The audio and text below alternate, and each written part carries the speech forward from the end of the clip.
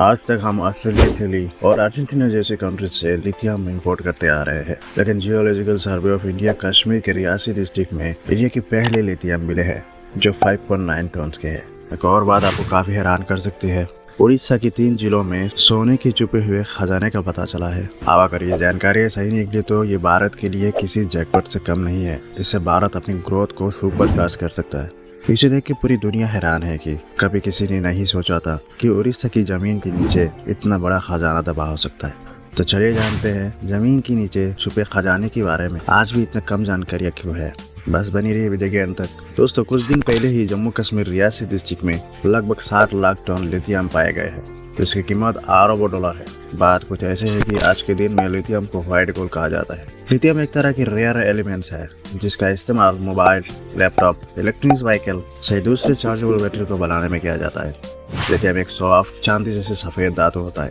जिस तरह से पेट्रोल और कुनाल को काला सोना कहा जाता है, उसी तरह से लिथियम को व्हाइट गोल्ड कहा जाता है। और आप भारत के हाथ एक और खजाने लग गए हैं। ये खजाना उड़ीसा की जमीन के नीचे पहुंचा गया।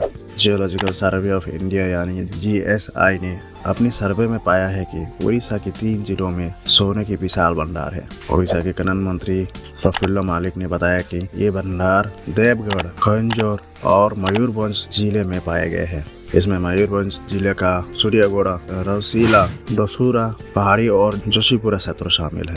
देवगढ़ के आदास और खंजर, दिमीर मुंडा, खुशकोला, कोटीपुर और गपूर में भंडार मिला है। ऐसा नहीं कि पहली बार इस इलाके में इस तरह के सर्वे किया गया हो। साल 1970 और 1980 में GSI के सर्वे कराया गया था, लेकिन उसका रिजल्ट पब्लिक नहीं किया गया था। पिछले 2 सालों से GSI ने तीनों जिलों के अंदर लगातार सर्वे कर रहे थे। उसके बाद ये पता चला है कि इन जगहों पर सोने का भंडार है।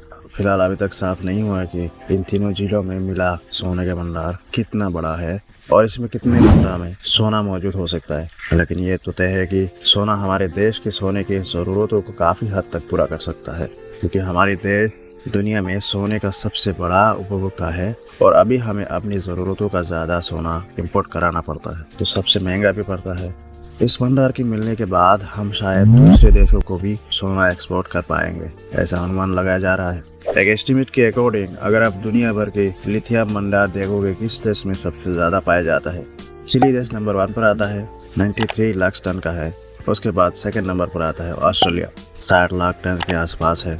क्या इसका मतलब ये हुआ है कि इंडिया में दुनिया की सबसे लार्जेस्ट रिजर्व सेल लिथियम? और क्या ऐसा होने का मतलब आप देश की लॉटरी लग चुके हैं? जैसे गल्फ देश अमीर बने हैं तेल के सहारे, क्या इंडिया अमीर बन सकता है लिथियम और सोने के सहारे? इसके साथ ही आपको बता दें कि अर्जेंटीना में 27 लाख टन और चीन में 20 लाख टन लिथियम पाया जाता है।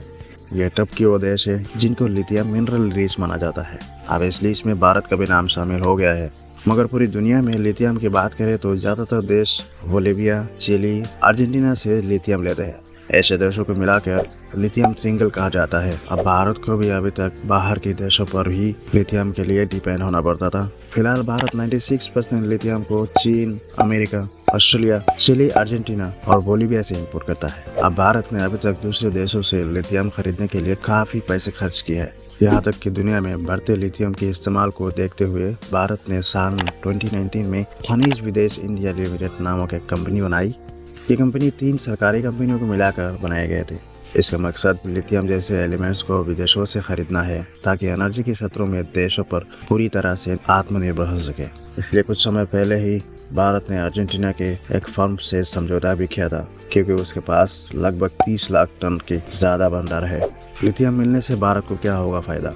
लिथियम मिलने से भारत इलेक्ट्रिक व्हीकल्स और बाकी सारे गैजेट में बहुत आगे पहुंच सकता है, और इससे सबसे ज़्यादा जेलस हो रहा है चाइना की। आज लिथियम आयन बैटरी का मार्केट 70 बिलियन का हो चुका है और इस पूरी मार्केट में चाइना राज कर रहा है। आज चाइना लिथियम में दुनिया को डोमिनेट करता है। 80% लिथियम बैटरीज चाइना में बनती है और सिर्फ 7% अमेरिका बनाता है और बचे 13% बाकी सारे देशों में डिस्ट्रीब्यूट हो गया है। सबसे बड़ी समस्या तो वही है, आज भी ना तो कोई ऐसे मशीन बन पाए कि जमीन के अंदर छुपे खजाने के बारे में सही जानकारी दे पाए, और ना ही कोई टेक्नोलॉजी इसको आसान कर पाई है। आज भी जमीन के अंदर पेट्रोल, डीजल से लेकर कोयले और हीरे का मौजूदगी पता लगाने के लिए ड्रिलिंग का सहारा लिया जाता है। जिसके लिए बहुत बड़ी बड़ी और महंगी ड्रिलिंग मशीन का मदद ली जाती है और ये भी पता लगाना मुश्किल है कि कितने गहरे का खुदाई करके खजाने का पता लग पाएगा। इसलिए आज भी हमारे देश में कई खनिज भंडारों को सही जानकारी नहीं मिल पाई है। वही हमारे देश में कानून की सही टेक्नोलॉजी मौजूद नहीं है। इंडिया की ही बात कर रहे हैं। अब सरकार को खुद ही इस तकनीक को डेवलप करना होगा या उसे दूसरे देशों की मदद लेनी होगी। सरकार इस बारे में क्या फैसला करती है उसके ऊपर हमारे देश का फ्यूचर निर्भर करेगा। तो दोस्तों, क्या लगता है आपको कि सरकार देश के मिल रहे हैं इस संसाधनों की सही इस्तेमाल कर पाएगी? हमें कमेंट में ज़रूर बताएं।